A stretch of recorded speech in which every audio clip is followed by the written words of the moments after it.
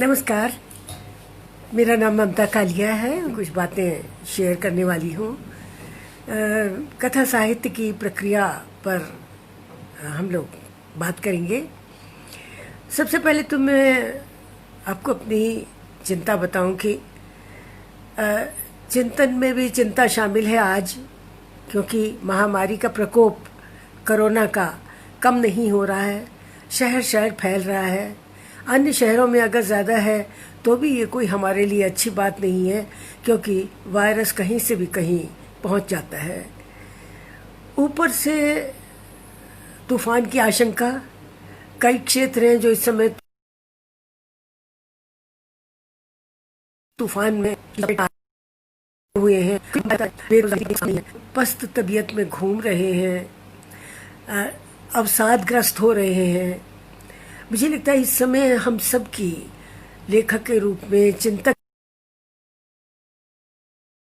बहुत है। कम से कम हमें कोशिश ये करनी चाहिए कि समाज में वैचारिक संतुलन बना रहे और नकारात्मक किस्म के विचार सामने ना आए। तो दोस्तों, लेखक के रूप में जब भी कभी मैं अपनी रचना प्रक्रिया के बारे में सोचती हूँ या कैसे इतनी किताबें लिख ली इसके बारे में मैं सोचती हूँ, तो मुझे ये एक तरफ तो थोड़ा सा आश्चर्य होता है और दूसरी तरफ साथ ही साथ एक सुकून सा मिलता है कि समय व्यर्थ नहीं गवाया और कुछ न कुछ काम किया जिसमें से शायद हो सकता है कुछ प्रतिशत आप लोग को पसंद आया हो। गीतांजलि, रणविजय, आप सबको मेरा नमस्कार। अच्छा लगा आप आए हैं। तो देखिए, होता क्या है कि जब हम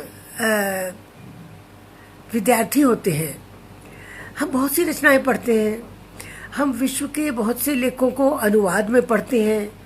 जो हमारी भाषाएं हमारे पास हैं, जैसे अंग्रेजी और हिंदी, उनके लेखकों को हम उनकी मूल भाषा में पढ़ते हैं। लेकिन मैंने ये पाया है कि अग्रजों का लिखने का तरीका हम लोगों के बहुत कम काम आता है। हमारे रश्मि, हेलो,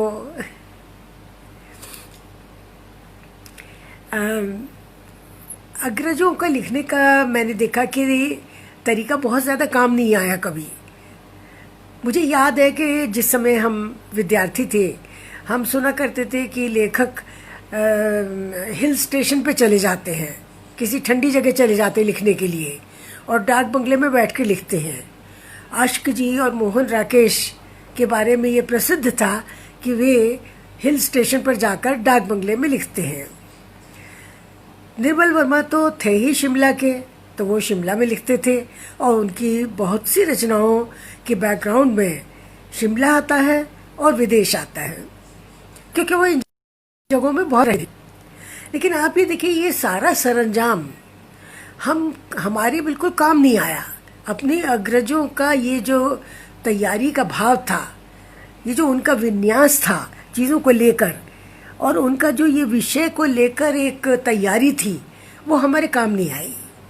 एक समय हमने सुना कि भगवती चरण वर्मा जब लिखते थे तो वो बाकायदा एक परिवार की पूरी वंशावली बना लेते थे और पता चलता था कि वो टेढ़े मेढ़े उनके भूले बिसरे चित्र में पता चला 3 भाई हैं, तीनों की ये पत्नियां हैं, उनके माता पिता का ये नाम है। इस तरह करके एक पूरा फैमिली ट्री होता था जो किताब में सबसे पहले पृष्ठ पे दिया रहता था।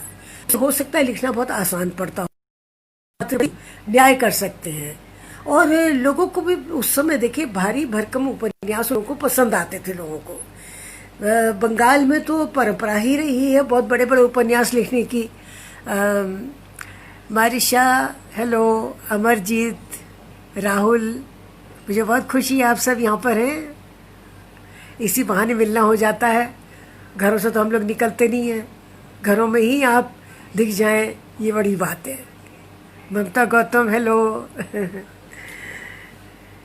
तो मैंने ये पाया कि जो तालिका बनाकर लिखते थे, वंशावली और फैमिली ट्री बनाकर जो लोग लिखते थे, वो उस तरह का लेखन हमारे किसी काम का नहीं था, क्योंकि हम बिल्कुल अलग पद्धति से लिखने वाले लोग थे। ये कहना चाहिए कि हमारी जो इम्प्रेशन से हम आंदोलित होते थे, जिन घटनाओं से हम आंदोलित होते थे, उनका इस तरह से कोई पेड़ नहीं बनाया जा सकता था, उनकी कोई सूची नहीं बनाई जा सकती थी। हर पीढ़ी और हर दशक अपने साथ नए नए टूल्स लेकर आता है, नए नए औजार लेकर आता है। वो अपनी तरह से सत्य का अन्वेषण करता है और अपनी तरह से वो समस्याओं को उठाता है। यहाँ तक कि समझिए कि वो समस्याएं भी बदल जाती हैं। लोग कहते हैं कि नहीं, कुछ समस्याएं शाश्वत होती है। मुझे लगता है कि ऐसी कोई शाश्वत समस्या नहीं होती है, समस्याएं बदल जाती है। जैसे प्रेम करने का ढंग बदल जाता है। अखिलेश ने अपनी एक कहानी में लिखा है कि वो अपनी पत्नी को बता रहा है कि देखो, ये 1940 में इस तरह से प्रेम होता था, 1950 में इस तरह से प्रेम होता था। तो प्रेम करने के तरीके तक बदल जाते हैं। हालत यह है कि युद्ध करने के तरीके भी बदल जाते हैं। आज एक तरह का युद्ध चल रहा है, जैविक युद्ध चल रहा है, लेकिन कहीं अस्त्र शस्त्र इस्तेमाल नहीं हो रहे हैं। न जाने कैसी चीज़ें इस्तेमाल हो रही हैं। अगर बैक्टीरिया और वायरस इस्तेमाल हो रहा है तो ये बहुत ही खतरनाक पद्धति है। और ये जाकर हमें जोड़ती है उस बात से जो हमने कभी बहुत बचपन में एक फिल्म देखी थी, डॉक्टर कोटनीस की अमर कहानी। उस फिल्म में आप ये देखिए कि दिखाया जाता था कि कुछ विदेशी उतरे और उन्होंने आकर धीरे से नदी के पानी में कुछ घोल दिया, जहर घोल दिया, उसके बाद वो चले गए। एलियंस की तरह से वो आते थे। साथ रहकर हम लोगों को बीच में से राह निकालनी है एक सकारात्मक, क्योंकि हम हर समय केवल नेगेटिव बात को ही प्रक्षेपित नहीं कर सकते। हम केवल ये नहीं कर सकते कि हर समय नेगेटिव बात बताएं और बताएं कि सारा जीवन तो बहुत जीने योग्य नहीं है और हम सबको मर जाना चाहिए और इस दुनिया में कोई भी सकारात्मक बात नहीं बची है। मेरा ख्याल है कि लेखक ऐसा काम नहीं कर सकता, उसे करना भी नहीं चाहिए, क्योंकि लेखक एक तरह का परोक्ष शिक्षक होता है। वो समाज को एक संदेश भी देता है। वो संदेश बहुत ही स्थूल रूप से नहीं आता, क्योंकि देखिए स्थूल रूप से अपना जीवन दर्शन देना बड़ा उबाऊ काम होता है और कोई सुनेगा भी नहीं। आज की पीढ़ी में वो प्रवचन सुनने का धैर्य नहीं है और मेरे ख्याल सुनना भी नहीं चाहिए, क्योंकि वो बहुत ही एक आर्टिफिशियल दुनिया होती है। उस दुनिया में अगर आप पहुंच गए एक बार तो आप में और फिर ये धर्म गुरुओं में कोई फर्क नहीं रह जाएगा। हेलो ज्योति,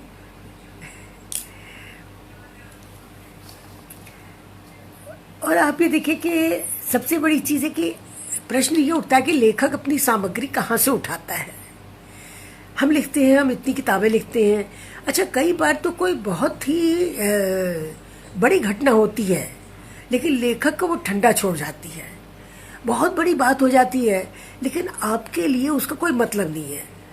मैं कई बार आश्चर्य करती थी कि वो खंडों में उपन्यास लिखा और वो समय था उनका जो आज़ादी को के मिलने का समय था, 1940 से 1947 या 50 तक का समय था उनके उपन्यास में, और आज़ादी का कहीं उनके उपन्यास में उल्लेख भी नहीं आता, आज़ादी की लड़ाई का उल्लेख भी नहीं आता। जबकि यशपाल ने जब लिखा तो यशपाल की रचनाओं में हमें लगातार विभाजन की बातें पता चलती हैं, विभाजन से हुई त्रासदी पता चलती है, हमें हिंदुस्तान पाकिस्तान के अलग होने का दर्द पता चलता है। भीष्म साहनी में भी हमें पता चलता है कि कैसे एक ही देश जब तकसीम हो जाता है तो कैसे लोग वहाँ के जो है उनकी चेतना लगातार दोनों सरहदों पर मंडराती रहती है। तो कोई भी सामग्री उठाने का या कोई भी विषय उठाने का कोई हार्ड एंड फास्ट रूल नहीं होता है। हम अच्छा, आ गया, बीच में स्टॉप हो गया था। अच्छा, सबसे बड़ी बात यह है कि हम लोग वर्तमान से कितना लेते हैं और अतीत से कितना लेते हैं। ये भी एक बड़ी भारी समस्या है लेखक के सामने कि आपको वर्तमान ज़्यादा उद्वेलित करता है या अतीत आपको ज़्यादा प्रेरित करता है। दोस्तों देखो, होता यह है कि जो भी चीज़ घटित हो चुकी है, जो पहले की है, वो शायद अपनी वेदना और उग्रता दोनों छोड़ देती है, थोड़ी सी कम हो जाती है और आप उसको देखते हैं तो आपके अंदर सहनशीलता थोड़ी बढ़ जाती है उस चीज़ को। इसीलिए अतीत पर लिखना बहुत ही शायद मैं कहूँगी कि अपेक्षाकृत सुविधाजनक है, और वर्तमान पर लिखना कठिन काम है। मैं ये मानती हूँ कि रिपोर्टाज लिखना सबसे कठिन काम है। कहानी लिखना आसान है क्योंकि वहाँ आपकी कल्पना जो है लगातार आपका साथ दे रही है। आप कल्पना से अपने पात्र को मोड़ सकते हैं। आप एक खल पात्र को भी एक सम पात्र बना सकते हैं। और जहाँ आपको केवल यथार्थ दिखाना है, चित्रित करना है, वो एक चुनौती भरा काम है क्योंकि उसमें आप अपनी कल्पना नहीं लगा सकते। अगर आपने कल्पना लगाई तो आप एक बहुत खराब किस्म के रिपोर्टर होंगे। मैं तो कई बार देखकर बड़ी दंग रह जाती हूँ जब रवीश कुमार को मैं देखती हूँ रिपोर्ट करते हुए। उनके चेहरे पे इतनी पीड़ा होती है, इतनी तकलीफ होती है, और वो जब बयान करते हैं आज की दिक्कतें, लोगों की दिक्कतें जब वो हमारे सामने लाते हैं, तब अंदर तक हम कितनी बुरी तरह से हिल जाते हैं। हमें लगता है कि जैसे हमने न्यूज़ नहीं देखी, हमने लोगों को चलते फिरते, लड़खड़ाते, गिरते पड़ते, हताश होते, भूखे प्यासे हमने उनको देखा है। तो ये बताने की क्षमता होती है, ये बताने की कुव्वत होती है। मैं आज भी महसूस करती हूँ कि रचनाकार से ज़्यादा चुनौती भरा काम पत्रकार का है, क्योंकि पत्रकार लगातार इस सत्य से मुखातिब होता है, इस सत्य से मुखातिब होता है, और वो किसी भी तरह से, हाँ अब ठीक है, और वो किसी भी तरह से उस सत्य से विचलित नहीं हो सकता है। और लेखक के पास ये सुविधा है कि वो अपने सत्य को थोड़ा सा तोड़ मरोड़ सकता है, क्योंकि अगर ऐसा नहीं करेगा तो उसमें और पत्रकार में कोई अंतर नहीं बचेगा। और हम उन पात्रों को थोड़ी सी और जिसे कह लीजिए थोड़ा और डायमेंशन देते हैं। वो पात्र जो असल में शायद उतना हम लोग को प्रेरित ना करे, उतना हम लोगों को शायद उल्लास न दें, उन्माद न दें, हो सकता उतना वो हमारे अंदर सघन रूप से प्रवेश न करें, लेकिन जब हम उनको पकड़ते हैं पात्रों को, तो हम उनमें थोड़ी अपनी कल्पना डालते हैं, थोड़ी अपनी स्मृति डालते हैं। अब मैं आती हूँ कुछ अपने पात्रों पर और अपनी पुस्तकों पर मैं आती हूँ। मैंने जब बेघर लिखा था उस समय ना तो मुझे लिखने के बारे में, उपन्यास लिखने के बारे में कुछ पता था, और ना ही मुझे मैंने कोई ऐसा उपन्यास पढ़ा था जिसमें कौमार्य की समस्या के ऊपर मैंने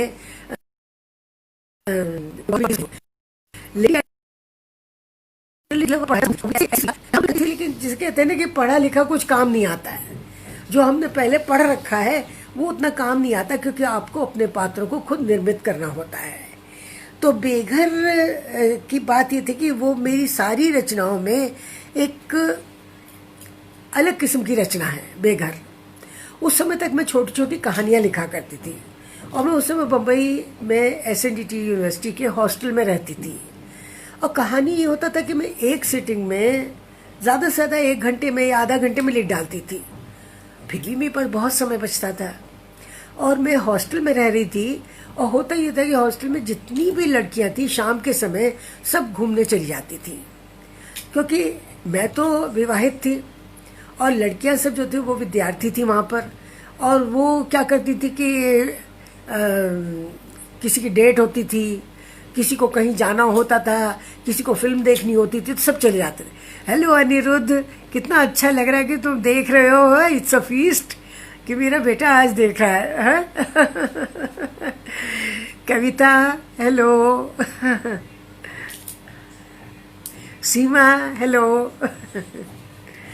तो हुआ ये कि एक दिन रवि ने STD कॉल मुझे की और बात कर रहे थे हम लोग। मैंने रवि से कहा, रवि मेरे पास इतना समय होता है यहाँ पर हॉस्टल में, मैं क्या करूँ। और कहानी लिखती हूँ तो वो जल्दी से ख़त्म हो जाती है, कविताएं लिखती हूँ वो भी 2-5 मिनट में ख़त्म हो जाती है। तो रवि ने मुझे कहा तुम नॉवेल लिखो। अब रवि ने कह दिया, बात मेरे अंदर पहुँच गई। और मेरे साथ होता ही है कि अगर कोई बात मुझे क्लिक कर जाए ना, तो फिर मैं उसके ऊपर काम शुरू कर देती हूँ बिना ये सोचे कि मेरी तैयारी है भी कि नहीं है। रविशा, प्रीति, बहुत अच्छा लग रहा है आप सब यहाँ पर हैं। हंस प्रकाशन, थैंक यू। आप सबका आना अच्छा लग रहा है। तो बेघर के लिखने के पीछे यही था कि मेरे पास बहुत समय था और मेरे आसपास बड़े बेढब किस्म के पात्र थे। प्रतिभा कटियार, हेलो, नमस्ते। हमें बड़े अजीबोगरीब किस्म के पात्र चरित्र मिले थे बम्बई में। कुछ तो ये था कि रवि पत्रकारिता में थे, तो रोज ही कलाकारों से, पत्रकारों से, लेखकों से हमारा संपर्क रहता था। ऊपर से रवि जिस व्यक्ति के साथ पेइंग गेस्ट के रूप में रहे थे, जिसके यहाँ वो फिल्म, टेलीविजन और विज्ञापन की दुनिया से जुड़ा हुआ आदमी था, ओबेरॉय, तो उसके यहाँ तरह तरह के लोग आते थे। उसके ज़्यादातर तो आते थे जो कि बहुत संघर्ष करने वाले एक्टर्स होते थे, एक्ट्रेसेस होती थी। नजर मैंने कितनी बार देखा है, ये जो थी रजनीगंधा की हीरोइन जो थी विद्या सिन्हा को राज ने मैंने कितनी बार अपने पति के साथ आते हुए देखा है कि भाई मुझे कोई काम दीजिए, मुझे कोई काम दीजिए। लीना चंदावरकर तो 6 महीने तक इन्हीं के फ्लैट में रही थी, इन्हीं लोग के साथ रही, और उस समय वो ज़मीन पे सोया करती थी और ये लोग बिस्तर पे सोते थे। और जब रवि ये किस्सा बताते थे तो मैं कहती थी अब तुम ज़मीन पे सोते हो और वो बिस्तर पे सोती है। ये होता था। तो आप ये अकस्मात जो दोस्ती होती है, अकस्मात परिचय होता परमजीत और संजीवनी का, ये बम्बई में बिल्कुल भी कोई अप्रत्याशित बात नहीं है। बम्बई में अचानक आपको कोई मिलता है, लोकल में अचानक आपको कोई मिल जाता है, रेस्टोरेंट में कोई आपको मिल जाता है, ऑफिस में कामकाज के संबंध में किसी से आपकी बात हो जाती है और वो उसी आकस्मिकता के साथ आपके जीवन से चला भी जाता है। ये भी होता है। तो ऐसा नहीं होता है कि हम चीज़ों को बहुत तार्किक तरीके से देखें या एक पात्र का पल्ला पकड़ के और उसको बिल्कुल अंत तक पहुंचाएं, ऐसा नहीं होता है। इसीलिए संजीवनी जो है वो बीच में ही रह गई। संजीवनी के साथ वो ट्रेजिडी होती है। संजीवनी के साथ देखा जाए तो दोहरी त्रासदी होती है कि पहले तो उसका जो बॉयफ्रेंड है वो उसके साथ दोस्ती करता है, उसके निकट आता है, उसका लाभ उठाता है, और जब शादी का समय आता है तो वो कह देता मैं ऐसी लड़की से शादी नहीं करूंगा जो मेरे घर शादी के पहले आ गई। अब ये अपने आप में इतना बड़ा अन्याय है, ये पुरुष मानसिकता है जिसके तहत उसने संजीवनी को त्याग दिया। और संजीवनी जब अकेली बैठी हुई, वो बैंक में काम करती है, और जब वो रेस्टोरेंट में टेबल शेयर करते हैं परमजीत और तो वो इतनी सेंसिटिव है, इसी दुर्घटना के बावजूद उसके अंदर वो सारी तन्मयता है, उसके अंदर वो सारी बेचैनी है जो कि एक प्रेम में डूबने के लिए तैयार पात्र के अंदर होती है। तो मैंने ये दिखाया कि कैसे वो दोनों इतने निकट आ जाते हैं, वो एक दूसरे को इतना समझते हैं, वो एक दूसरे को इतना पसंद करते हैं। तभी तो परमजीत उसको अपने ऑफिस लेकर जाता है छुट्टी के दिन, और वहाँ उसको ये पता चलता है कि वो उसके जीवन का पहला पुरुष नहीं है। और यहाँ आकर देखिए फिर पुरुष मानसिकता आ जाती है, और पुरुष मानसिकता एकदम ध्वस्त हो जाती है, उसका सारा प्रेम जैसे नष्ट हो जाता है, और उसे ये लगता है कि संजीवनी ने उसके साथ धोखा किया। ये धोखा नहीं है, ये एक त्रासदी है, इसको समझना चाहिए। लेकिन पुरुष मानसिकता मैंने देखा कि इस बीच आज बेघर को लिखे लगभग 50 साल हो गए हैं। मैंने सन 70 में लिखा था, सन 71 में ये छपा है। आज इसको 50 साल हो गए, लेकिन पुरुष मानसिकता आज भी थोड़ी थोड़ी बदली है, बहुत अधिक नहीं बदली है। और वो शायद इसीलिए क्योंकि हम लोग अपने परिवार में जिस तरह से बेटों का लालन पालन करते हैं, उसमें हम उन्हें ये नहीं समझाते कि दुर्घटनाएं सबके साथ हो सकती हैं। अगर किसी लड़के के साथ दुर्घटना हो गई, मान लीजिए उसका हाथ थोड़ा टेढ़ा हो गया या उसकी नाक थोड़ी टेढ़ी हो गई, तो ये भी एक दुर्घटना है। और लड़की के साथ भी अगर कहीं ऐसी कोई दुर्घटना हो जाती है और मान लीजिए कि उसका कौमार्य भंग हो जाता है, ना सही अंग भंग, मान लीजिए कौमार्य भंग हो जाता है, तो इसके प्रति भी एक तार्किक दृष्टिकोण होना चाहिए, एक वास्तविक दृष्टिकोण होना चाहिए। और इस चीज़ को मैं आज तक कहती हूँ कि जब हमारे समाज में हम समता मूलक समाज की एक परिकल्पना लेते हैं, जब हम बात करते हैं बड़ी बड़ी समता की बात करते हैं, हम ये मान के चलते हैं स्त्री और पुरुष में कोई भेद नहीं है, क्योंकि स्त्री भी नौकरी पर जाती है, वो भी तनख्वाह लाती है, वो भी कमाती है, वो घर के भी काम करती है, वो आपके बच्चों को भी पालती है, सब कुछ करती है वो। लेकिन ये एक प्रश्न है कौमार्य का, जिसके ऊपर आकर पुरुष जो है एकदम वापस उसी प्राचीन मान्यता में चला जाता है। तो मैंने बेघर में देखा जाए तो ये एक बड़ा ही सेंसिटिव इशू मैंने उठाया था। उस समय उठाया था जब मैं इसके लिए पूरी तरह से तैयार भी नहीं थी, और शायद मैं इसको पूरी तरह समझती भी नहीं थी। लेकिन मैंने उड़ती उड़ती बातें जो अपने लड़कपन में किसी की सुनी थी, वही इसमें काम आई। हमारे पूना में एक लड़की रहती थी घर के पास, वो मम्मी को बताया करती थी ये सारी बातें अपनी, और वो मैंने सुनी और उसके अंदर मैंने कल्पना डाली। और मैंने परमजीत जो पात्र है, वो तो इसलिए कि वो परमजीत जो है वो भी बम्बई में मिला था हमें। वो वाकई में एक रेफ्रिजरेशन कंपनी में काम करता था, और वो पंजाबी थे, उनका सरनेम डांग था, तो उन्होंने अपना नाम डैंगसन कर लिया था। और जो पत्नी है इसमें रमा, इस उपन्यास में, वो भी आप सोचिए बिल्कुल एन मैन मुझे तैयार एकदम तश्तरी में रखकर मिली। वो चरित्र ऐसी है कि बिल्कुल मुझे तश्तरी में रखकर जैसे मिली, क्योंकि मिस्टर डैंगसन की जो पत्नी थी वो अमृतसर में रहती थी, एक टेलीफोन एक्सचेंज में वो ऑपरेटर थी, छोटी सी नौकरी करती थी। उस समय उसकी 400 रुपये तनख्वाह थी। उसका पति बहुत अच्छी तरह से कमाता था, क्योंकि वो जनरल मैनेजर था इलेक्ट्रॉनिक्स रेफ्रिजरेटर कंपनी का। और वो बार बार उससे कहता था कि देखो तुम अपनी नौकरी छोड़ दो, लेकिन नहीं, वो पति पर शक भी करती थी, पति के चाल चलन पर, और वो पति को छोड़ती भी नहीं थी और पति के साथ रहती भी नहीं थी। लेकिन वो लगातार पति के ऊपर संदेह करती थी। वो रात बिरात ऐसी गाड़ियों से आती थी अमृतसर से बम्बई, और सीधी बेडरूम में घुसती थी देखने के लिए कि बिस्तर बेडरूम में मेरे पति के साथ कौन है। और हमेशा बेडरूम उसे खाली मिलता था, लेकिन फिर भी उसका संदेह जो है कभी खत्म नहीं होता था। तो ये सारी जगह में काम आई। और आप ये देखिए कि अंत तक वो पात्र तो ऐसा था कि मिस्टर डैंग से बड़े ही खुशमिजाज आदमी थे, कुर्सी समेत हंसने वाले आदमी, और यारबाश आदमी थे। रोज शाम को ड्रिंक लेके बैठ जाते थे और हंसी मजाक चलता था, गाने सुनने जाते थे, और उनके बहुत दोस्त थे, हम लोग भी उनके दोस्त थे। हेलो पारुल। तो आप ये देखिए कि जब मिस्टर डैंगसन की एक दिन अचानक पान मसाला खाने से यहाँ गले में विंड पाइप में उनके पान मसाला अटक गया, पान पर आग उन्होंने खाया, वो उनके गले में अटक गया और वहीं उनके प्राण निकल गए। उनके उतना सीवियर हार्ट अटैक आया कि वहीं उनके प्राण निकल गए। हिमांशु जी नमस्ते।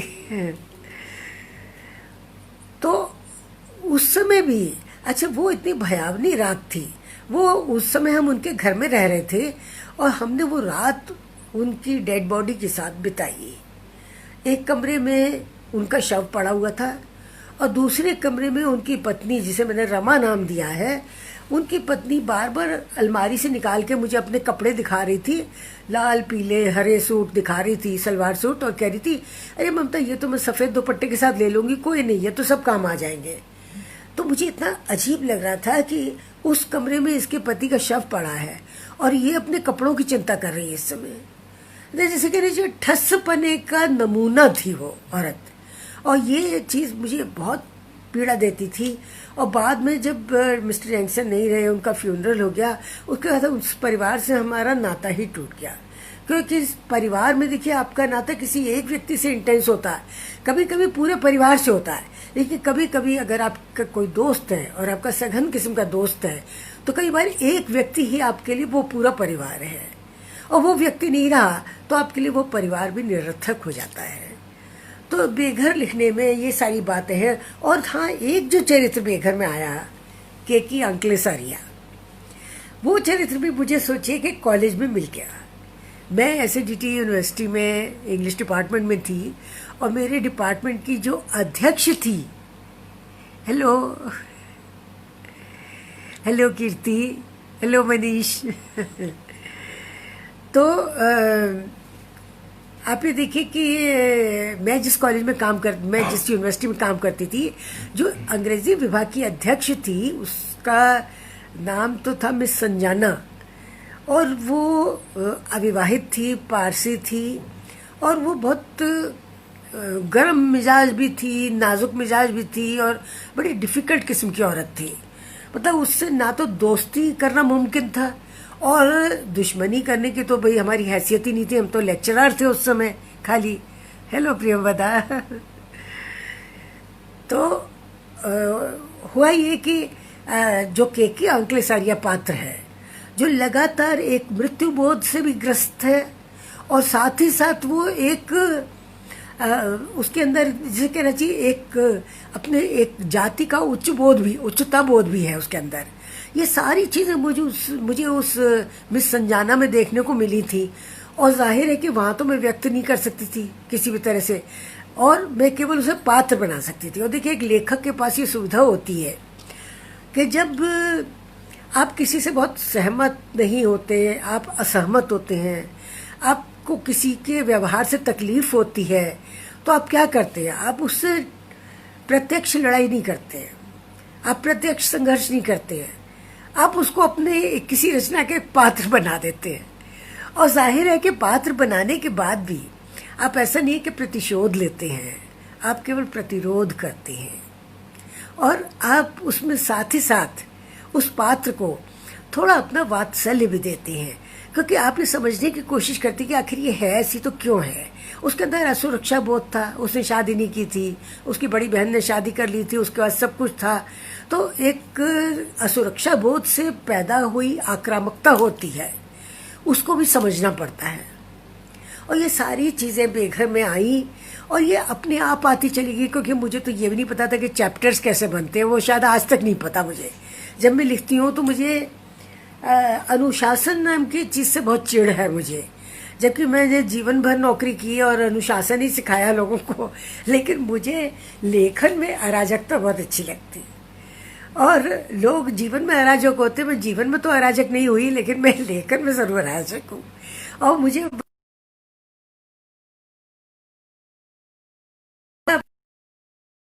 मज़ा आता है कि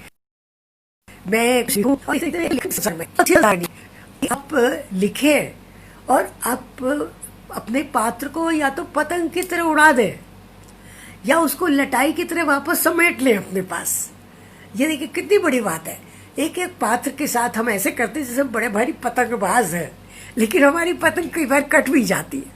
और ये देखने की बात होती है एक लेखक के लिए कि उसका पात्र कितना जीवन पाता है। और पात्र जीवन तभी पाता है जब अपने पात्र को आप थोड़ा एंजॉय करते हैं, आप उस पात्र को समझते हैं या उसको समझने की कोशिश करते हैं, और उसके अंदर इतने प्राण डाल देते हैं कि वो अपने आप सांस ले सके। अरे ये बात तो गोपाल माथुर ने कही थी, अभी बहुत अच्छे लेखक है अजमेर के गोपाल माथुर। उन्होंने अभी थोड़े दिन पहले अपने लाइव शो में ही कहा कि मैं अपने पात्रों को पहले खड़ा करता हूँ, और जब उनमें थोड़ी थोड़ी सांस आ जाती तब मैं उन्हें छोड़ देता हूँ।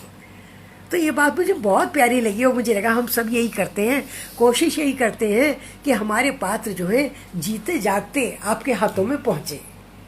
क्योंकि निष्प्राण पात्रों की कहानी की किताब शायद एकदम हम बंद कर देते हैं, हम खुद भी नहीं पढ़ना चाहते हैं। हम अगर मार्कोस की कहानी पढ़ते हैं इसलिए क्योंकि उनके पात्र जीवित हो जाते हैं, चाहे वो बूढ़े हैं, चाहे वो बढ़ई हैं, चाहे वो कारीगर हैं। तोल्स्टॉय के पात्र हैं, तोल्स्टॉय के कुछ पात्र जो हैं बड़े शिथिल हैं, तोल्स्टॉय की कुछ कहानियाँ बहुत शिथिल हैं, लेकिन कुछ पात्र उनके ऐसे जो उनको जिंदा रखते हैं। एना कैरेनिना के साथ हम लोग सांस लेते हैं, हम उसके साथ रेल की पटरी पर चले जाते हैं, हम मैडम बोवरी के साथ देखते हैं और उसके प्रेमी के घर चले जाते हैं, क्योंकि वो एक जिंदा चरित्र है हमारे सामने। ओल्ड मैन एंड द सी का जो बूढ़ा है और जो बच्चा है उसके साथ, उन दोनों को का स्ट्रगल जब हम देखते हैं तो हमें लगता है हम भी मछली को खींच रहे हैं।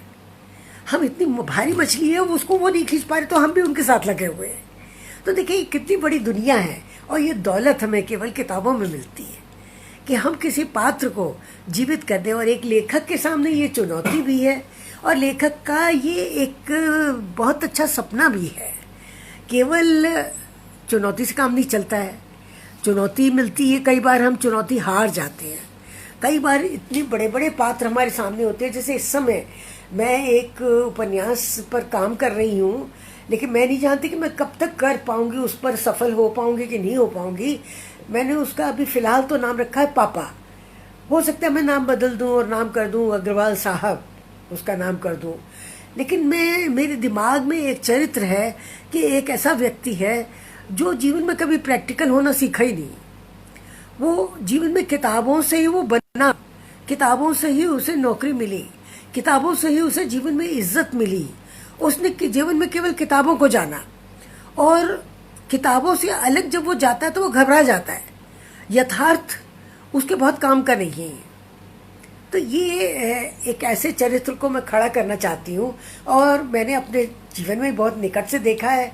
मेरे परिवार में तो दो दो लेखक थे, और दो मतलब विद्वान थे। मेरे पिता विद्याभूषण अग्रवाल और मेरे चाचा भारत भूषण अग्रवाल। अब दोनों की देखिए पद्धति बिल्कुल अलग अलग थी। मेरे पापा जीवन पर पढ़ते रह गए इस तैयारी में कि मैं जब अवकाश प्राप्त कर लूंगा तब मैं लिखूंगा।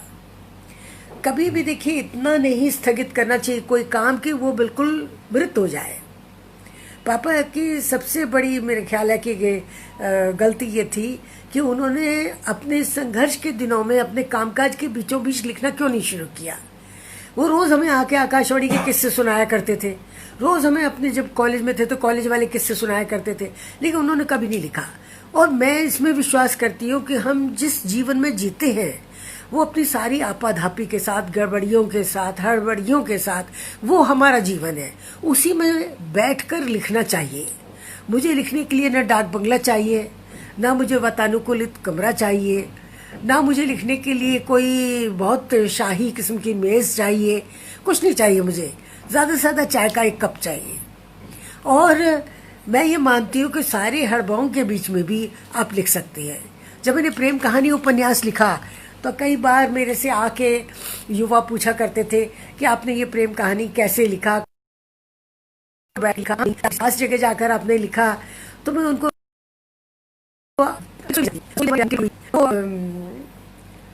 रसोई में डाइनिंग टेबल पे मेरे कागज भी फैले रहते थे और वहां पे खाना भी रखा रहता था।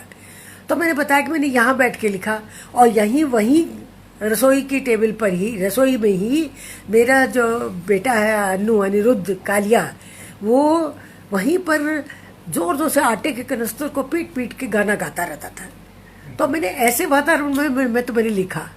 और जो कमरे में हालत ये थी कि मेरा छोटा बेटा जो है वो एक टेबल पे इतने इंस्ट्रूमेंट्स अपने फैला देता था, क्योंकि वो हमेशा से मैकेनिक बनने का सपना देखता था शायद, या टेक्नीशियन बनने का सपना देखता था। वो इतने औजार फैला देता था कि उस टेबल पे कोई जगह नहीं रहती थी लिखने की। तो मेरे पास तो कोई जगह नहीं होती थी लिखने की।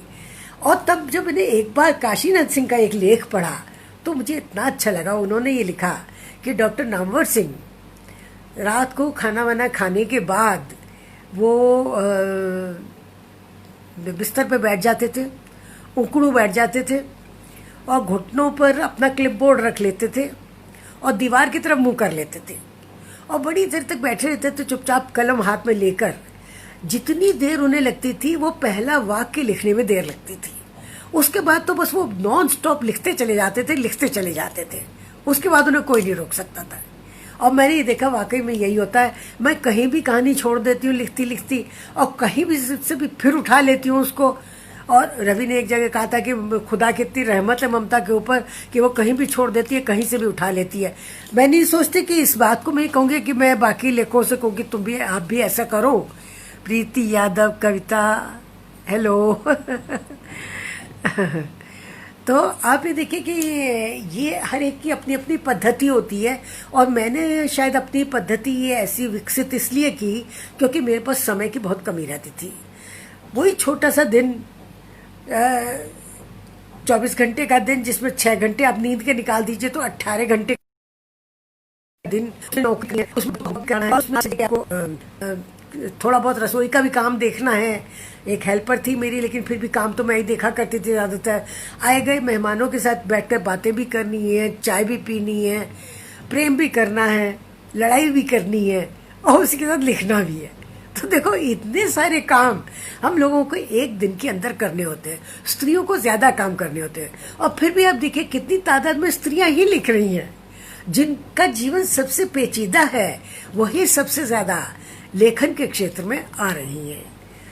ये बात मुझे बहुत अच्छी भी लगती है और एक चुनौती भी लगती है। और इसी तरह से जब मैंने नरक दर नरक लिखा, उसको भी 44 साल हो गए लिखे हुए। मैंने सन 75 में लिखा था और सन 76 में वो छपा था, नरक दर नरक। उस पर अब तक बहुत रिसर्च हो चुकी है, बेघर पे, नरक दर नरक पे, सभी किताबों पर बहुत रिसर्च हो चुकी है। और लगातार मुझसे लोग पूछते हैं कि आपने ये क्या अपनी कहानी लिखी है। अच्छा, इसके बारे में तो आप सोचिए क्या होता है। देखिए, हम लोग कहाँ से अपनी ऑक्सीजन पाते हैं, लिखने की लगातार ऑक्सीजन कहाँ से पाते हैं। और आप सभी लेखक हैं जो आप ये देख रहे हैं, रश्मि बजाज, दीपिका, आप सब लेखक हैं, मैं जानती हूँ, मेरे साथी लेखक हैं। तो आप तो मुझसे बेहतर जानते होंगे इन बातों को। हम आखिर अपनी ये जो ऊर्जा है ये अपने संघर्षों से ही पाते हैं। लगातार वो हमारे सामने आते हैं या हम अपने पाठकों से पाते हैं। जैसे मुझे याद है कि कई वर्ष पहले एक हिंदी के बहुत अच्छे कवि है एकांत श्रीवास्तव, उन्होंने मुझे चिट्ठी लिखी। उन्होंने कहा मुझे कि मैंने और मेरी पत्नी मंजुल ने आपका उपन्यास नरक दर नरक पढ़ा और हमें ये लगा कि आपने हमारी कहानी लिख दी है। कहते हमारा जीवन बिल्कुल ऐसे ही रहा है। तो मुझे इतनी अच्छी लगी ये बात। मैंने कहा कि जो मेरा जीवन रहा है इसका मतलब वो एकांत का भी जीवन रहा है। हेलो मधु, तुम कितना अच्छा लग रहा हो मुझे कि मधु तुम आई हो। तुम तो खुद बड़ी सिद्ध लेखिका हो भाई। कीर्ति हेलो। कविता, बहुत अच्छा लग रहा आप है यहाँ पर जुड़े हुए हमसे। तो ये देखो कि वो एकांत ने जब ये बात कही, एकांत श्रीवास्तव ने, और वो खुद इतने अच्छे लेखक हैं, बहुत अच्छा गद्य लिखते हैं, उनका उपन्यास भी है और उनकी बहुत अच्छी कविताएं हैं। तो तब मुझे ये लगा कि वो इस रचना से जुड़ पाए, क्योंकि वो नरक दर में हमारा जीवन आ जाता है। क्योंकि हम किसी भी तरह से अपने जीवन के टुकड़े नहीं कर सकते। देखिए, उसी जीवन में से हमको रास्ता निकालना पड़ता है और रास्ते कई बार बहुत सक्रिय हो जाते हैं, कई बार बहुत उबड़ खाबड़ हो जाते हैं। इतने गड्ढे थे हमारे जीवन में बम्बई में, क्योंकि एक तरफ पत्रकारिता में रवि प्रताड़ित थे, एक तरफ कॉलेज में मैं प्रताड़ित थी। दोनों के लिए नौकरी कोई बहुत ही खुशनुमा चीज नहीं थी। उसके बाद भी आप देखिए, जब हम समुद्र पे जाते थे हम सारी बातें भूल जाते थे। हमको समुद्र जैसे संदेश देता था। हमें ऐसा लगता था कि इस किनारे बैठकर इससे अच्छा रोमांटिक दृश्य कोई नहीं हो सकता और इससे ज्यादा रोमांटिक जीवन किसी का नहीं हो सकता। अगर हम समोवार में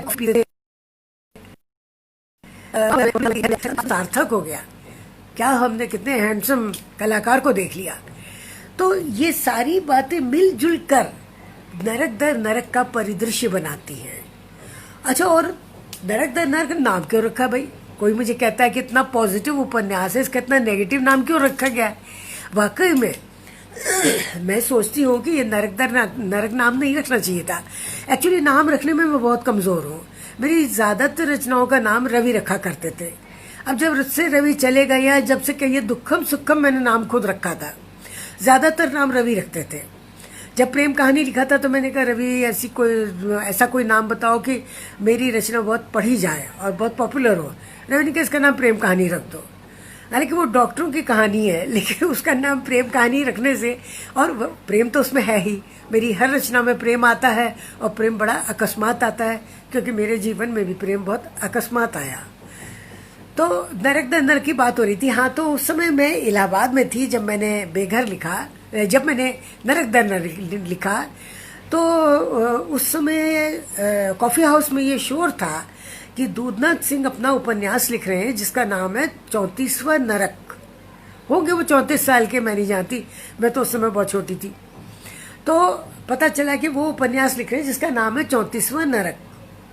अब वो हर बार कभी शोर उठता था इलाहाबाद में कि उन्होंने 10 चैप्टर्स लिख लिए, कभी शोर उठता था कि वो तो राधा कृष्ण प्रकाशन ने उनको उनके 10 चैप्टर छाप भी दिए और उनको 10,000 रुपया एडवांस भी दे दिया।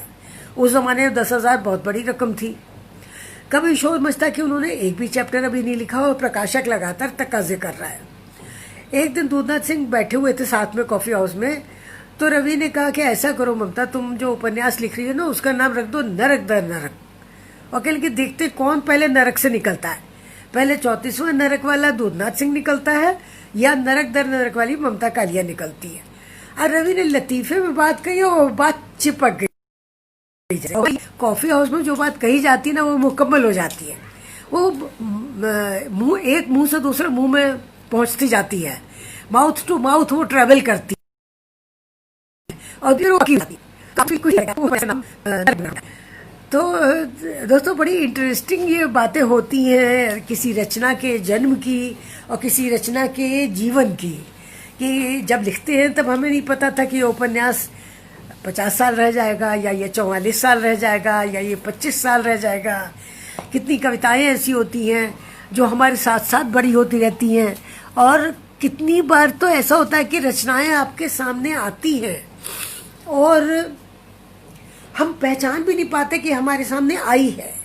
जैसे मैंने कई एकांकी लिखे, अच्छा वो एकांकी एक झोंक में लिखे, उसमें एक पत्रकार थे राजकिशोर, बहुत अच्छे पत्रकार थे हिंदी के, वो रविवार नाम की पत्रिका में काम करते थे। ये एबीपी वालों की पत्रिका थी, आनंद बाजार पत्रिका वालों की पत्रिका थी। रविवार बहुत अच्छी निकलती थी, उसमें राजनीतिक सामग्री तो होती ही थी, लेकिन उसमें एक कहानी या एक कोई एकांकी वो जरूर छापते थे और एक पुस्तक समीक्षा होती थी उसमें। तो बड़ी अच्छी वो पत्रिका थी। वो मुझे कहने लगे कि ममता जी कुछ एकांकी लिख दीजिए हमारे लिए। तो ममता तो तैयारी बैठे रहती कि अगर किसी ने कुछ कह दिया तो कर दे काम उस काम को, और वो मुझे आइडिया क्लिक करके मैंने क्या लिखा जाए। तो आप विश्वास नहीं करेंगे कि आप ना बदलेंगे, जो मैंने सबसे पहले लिखा एकांकी वो मेरे दिमाग में ही था कि जब भी कभी मेरे ऊपर घर में घर के सदस्य जो हैं ज़रा थोड़ा ज़्यादा चकचक करते थे, कभी बच्चे एक तरफ अपने सुर में चिल्ला रहे हैं और कभी मेरी सास मेरे ऊपर हिदायतनामा लागू कर रही हैं, और कभी रवि कहते थे तुम्हें ऐसा करना चाहिए, मुझे तो पहले ही पता था ऐसा होगा। अगर मेरे से कोई गलती हो जाती थी रवि कहते थे मुझे तो पहले ही पता था ऐसा होगा। वो एक भविष्य वक्ता की तरह बोलते थे उस समय, तो मुझे बड़ा गुस्सा आता था। मैं सोचती थी ये सारी परिवार को अगर मैं बदल के थोड़ा ब्रांड न्यू परिवार कर लूँ तो कितना अच्छा हो। तो मैं कल्पना में ऐसा सोचा करती थी कि ये बच्चे आज्ञाकारी बन जाएं, जब मैं कहूँ तब ये बैठ के काम करें पढ़ाई का, जब मैं कहूँ तब ये खाना खा लें बिना हुज्जत किए, और जब मैं चाहूँ तब ये शैतानी बंद कर दें, जब मैं चाहूँ ये शैतानी करें। और मैं चाहती थी रवि जो है आए तो मुझसे प्यार से बात करें, और सब जो भी घर में लोग हैं वो सब मेरे से अनुकूल रहें, मैं सोचा करती थी। तो आपने देखे कि मैंने आप ना बदलेंगे में ये दिखाया कि वो एक जादुई लैंप है जिसको जब वो साफ कर रही तो जिन्न प्रकट हो जाता है और वो कहता है कि आपको क्या चाहिए। तो मैं कहती हूँ मुझे एक प्यार करने वाला पति चाहिए, मुझे कहना मानने वाले बच्चे चाहिए, और वो वाकई में वो परिवार लाके खड़ा कर देता है और वो उस परिवार के साथ औरत बड़ी प्रसन्न है। यानी एक फैंटेसी मैंने बनाई इस तरह की, और वो एकांकी इतना पसंद आया। कमलेश्वर जी ने वो दूरदर्शन से प्रसारित किया था एकांकी, और उस जमाने की हाईएस्ट जो फीस थी वो उन्होंने मुझे दी थी, और वो कहने लगे ये तो मतलब तुमने एक अलग परिवार खड़ा कर लिया। तो मैंने कहा लेकिन अंत में क्या होता है, अंत में वो उस जिन्न से कहती है कि नहीं नहीं अब ये मुझे इस तरह का मैकेनिकल परिवार नहीं चाहिए, क्योंकि वो ऐसे परिवार है कि स्विच दबाती है तो वो बच्चे कहना मानने लगते हैं, और स्विच ऑफ करती है तो वो बच्चे एकदम चुप पुतले बन जाते हैं। अब कोई भी स्त्री ये भी नहीं चाहती कि उसकी इतनी आज्ञा मानी जाए, वो स्त्री ये चाहती है कि सब स्वाभाविक रूप से उसके अपने हो और अनुकूल हो। तो मैंने ये लिखा। इसी तरह एक और लीलाधर जगुड़ी की एक कविता थी, आत्मा क्या आत्मा अठन्नी का नाम है, क्या आत्मा एक अठन्नी का नाम है, यह उनकी एक कविता थी। तो इस पर मैंने आधारित करके, इस पंक्ति के ऊपर आधारित करके मैंने पूरा नाटक लिखा, जिसमें मैंने दिखाया कि संबंधों का इतना विघटन हो गया है कि धीरे धीरे आपको ये लगता है कि आपकी आत्मा भी बिकाऊ है। ये सारे 3-4 मैंने एकांकी 4-5 एकांकी मैंने लिखे। उसके बाद एकांकी से मेरा मन भर गया, मैंने छोड़ दिया, क्योंकि मुझे कोई डॉक्टर ने थोड़ी बताया कि मैं एक काम के पीछे लगी रहूं।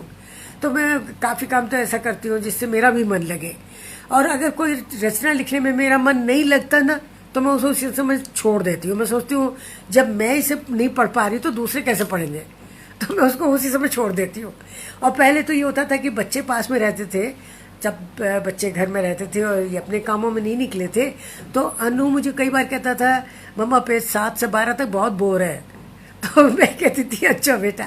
मेरे लिए ये वार्निंग सिग्नल होता था जब वो ये कह देता कि ये तो रचना बड़ी बोर है, तो मैं कहती थी अच्छा ठीक है, मैं उसको लिखने ही छोड़ देती थी। उस चीज़ को बिल्कुल मैं ताक पर रख देती थी, ये होता था।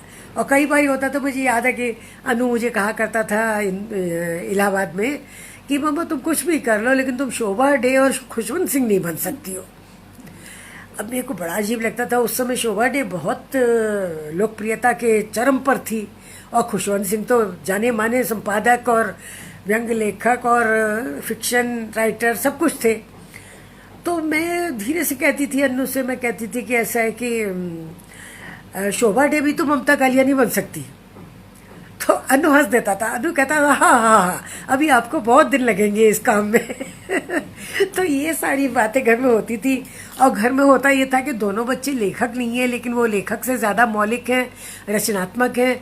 और वो मुझे आज भी ठंडा कर देते हैं 1 मिनट में अपनी बातों से, क्योंकि उनके लिए लेखन कोई बहुत महत्वपूर्ण बात नहीं। उन्होंने जब से होश संभाला तब से घर में लेखकों को देखा है। और हालत ये थी कि हमारे बच्चे बीच में तो ऐसी गाली देते थे इलाहाबाद में, अगर कोई बहुत उनको बोर करता था वो कहते थे लेखक कहीं का। तो लेखक कहीं का वो गाली की तरह इस्तेमाल करते थे शब्द को, और इसीलिए शायद वो दोनों में से कोई लेखक नहीं बना। और मैं नहीं जानती कि आगे चलकर वो उनमें से कोई लिखने की कोशिश करेगा भी कि नहीं करेगा। आप ये देखिए कि इन सबसे अलग कहानियों से, उपन्यासों से अलग, अच्छा कहानियां भी आपको कई बार पढ़ी मिल जाती हैं, ऐसे पढ़ी मिल जाती हैं कि लगता है कि जैसे बस जाओ और जाके उठाओ और उसको लाकर अपनी डायरी में लिख डालो। जैसे मैं बताऊं आपको कि लड़के मेरी कहानी है। लड़के कहानी के समय रसूलाबाद घाट पे हम लोग गए नहाने के लिए कार्तिक पूर्णिमा के अवसर पर, और वहाँ पे बहुत कि भारत सरकार नहाने आई है, क्योंकि वो सब सरकारी जीपें थी और सब अपने अपने अफसरों को लाद के, जो सरकारी ड्राइवर आए हुए थे वो इतने बोर एकदम सड़ा से मुंह बनाए खड़े हुए थे। उनको कोई मतलब नहीं था गंगा जी से और गंगा के घाट से, क्योंकि वो तो ड्यूटी बजा रहे थे बेचारे, वो भी छुट्टी के दिन, कार्तिक पूर्णिमा के दिन। तो जब हम घर आए लौट कर, तो मैंने रवि से कहा, नहा धोकर हम आए घर, मैंने रवि से कहा, मैंने कहा ये जो तुमने बात कही है हम दोनों ने मिलके कि भारत सरकार नहाने आई है, क्या तुम इस पे कहानी लिखना चाहते हो?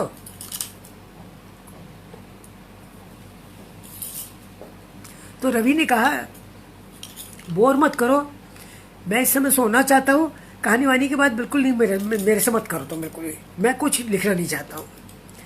अब ये ठीक हो गया भाई, अब 2 लेखक के बीच में कम से कम इतना तो समझौता होना ही चाहिए कि एक विषय पे दोनों ना लिख दें। मैंने तुरंत कलम उठाई, कागज़ लिया और मैंने एक झोंक में लड़के कहानी लिख दी।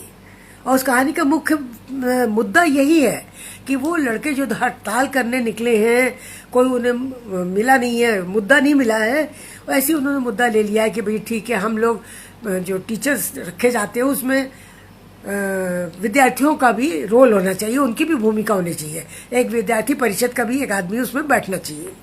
अब ये कोई मुद्दा नहीं है, ये बड़ा बेवकूफ़ी की बात है और वो शायद यूजीसी कभी मानता भी नहीं।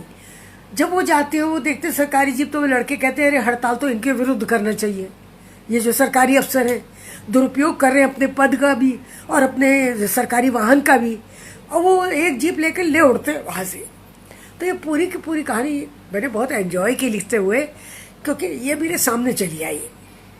दोस्तों मुझे लगता है कि सबसे ज़्यादा अगर एक पेचीदा काम है तो वो संस्मरण लिखना है। रवि ने तो गालिब छुट्टी शराब लिखी और उन्होंने कुछ नहीं छुपाया, उन्होंने अपनी सारी बदहाली, अपनी सारी उसमें जिसे कहना चाहिए मूर्खता और अपनी सारी उद्दंडता, उन्होंने सब उसमें लिख डाला और खुल्लम खुल्ला। और मुझे तो आश्चर्य हुआ कि इतने नशे में उन्हें इसका मतलब सब याद रहता था कि वो क्या क्या गलती कर रहे हैं, क्या क्या नादानी कर रहे हैं, उन्हें सब याद था। जब मुझे अखिलेश ने पहली बार संस्मरण लिखने के लिए कहा और कितने शहरों में, तब मैंने संस्मरण माला की तरह अखिलेश के लिए, तद्भव के लिए लिखी थी। तब मैंने ये देखा कि किसी शहर को वापस जीना, वापस रिकॉल करना एक बड़ा ही कठिन काम है। किसी समय तो वो आपको पीड़ा देता है और किसी समय आपको बहुत सुख देता है। आप अपने बचपन में लौटते हैं, आप अपने बचपन से भी आगे आप अपने पिता माता के युवा काल में लौटते हैं और आप कितनी बातें याद करते हैं। और उसमें जाहिर है कि आप बहुत ज़्यादा मिथ्या का सहारा नहीं ले सकते, आप उसमें असत्य का सहारा नहीं ले सकते, क्योंकि बहुत से ऐसे लोग हैं जो अभी जीवित हैं, जिनके साथ आपने ये अनुभव शेयर किए हैं, वो अभी हैं, वो आपको बताएंगे कि नहीं ऐसा नहीं ऐसा था। मुझे याद है एक बार मैंने नागपुर के पार्क का गलत नाम लिख दिया था, शायद मैंने कस्तूरचंद पार्क लिख दिया था और बाद में सरयू प्रसाद मिश्र व्यक्ति ने नागपुर से मुझे चिट्ठी लिख के कहा कि नहीं ममता जी, उस जहाँ लता मंगेशकर आई थी उस पार्क का नाम था पटवर्धन पार्क। उन्होंने मुझे ये बताया। तो देखिए कोई ना कोई कहीं बैठा होता है जो आपकी यादों की पड़ताल भी कर रहा है और साथ में वो ये देख रहा है कि आपने जो लिखा है वो करेक्ट है कि नहीं। So you have to be factually correct, you have to be actually correct जब आप संस्मरण लिखते हैं। संस्मरण एक बहुत बड़ी जिम्मेदारी है, क्योंकि उसमें और बहुत सारे पात्र आते हैं जिनके साथ आपने जिया, जिनके साथ आपने इंटरैक्ट किया। अब उनके बारे में आप बंडल नहीं कह सकते, आप उनके बारे में बहुत ज़्यादा कल्पना नहीं लगा सकते हैं, क्योंकि कोई ना कोई बैठा है जो बता देगा आपको कि आपने ये बात गलत कही। तो संस्मरण लिखना मुझे लगा कि बहुत ज़्यादा जिम्मेदारी का काम है और एक एक संस्मरण को बहुत फूंक फूंक कर देखना पड़ता है बार बार कि आपने सही किया कि नहीं। एक तरफ आप परकाया प्रवेश करते हैं, उसके बाद लौटते हैं, अपने घर में बैठ के खाना भी खा रहे हैं, आप अपने घर के बाकी काम कर रहे हैं, दही में जामन भी लगा रहे हैं, आप सब काम कर रहे हैं। उसके बाद आप लौटते हैं, जब उस रचना को फिर उठाते हैं तो फिर उसी काल में पहुंच जाते हैं आप। देखिए ये कोई आसान काम नहीं होता। हेलो जयंती, हेलो डीपी राधा, ये बहुत आसान काम नहीं होता। संस्मरण लिखना मुझे लगा कि सबसे चुनौतीपूर्ण काम है और आजकल मैं संस्मरणों पर ही ज़्यादा ध्यान दे रही हूँ और मैं लगातार लिख रही हूँ। उसके बाद मुझे एक उपन्यास लिखना है और मैं कोशिश में इसमें हूँ, लगी हुई हूँ लगातार कि ये चीज़ें पूरी हो जाएं और मेरे जीवन काल में ही अगर ये हो जाएंगी तो अच्छा होगा, क्योंकि मेरे बाद तो ये दिमकें पढ़ेंगी और लिखेंगी। तो मेरी तो बहुत इच्छा है। पता नहीं कौन कहता है कि ये बैराग की उम्र है, मुझे तो अनुराग ही अनुराग महसूस होता है। लगातार मुझे हर चीज़ से जुड़ाव महसूस होता है, हर चीज़ अच्छी लगती है, हर किताब में बार बार पढ़ना चाहती हूँ, हर चीज़ में बार बार करना चाहती हूँ, हर गलती में फिर दोहराना चाहती हूँ और मैं आप सबसे जुड़ना चाहती हूँ। मैं चाहती हूँ मैं सबको प्यार करूँ, सब मुझे प्यार करें और मैं चाहती हूँ कि मैं किसी भी समय अकेला, मनहूस या अवसादग्रस्त ना रहूँ। कारण और बहाना निकाल ले। नमस्कार।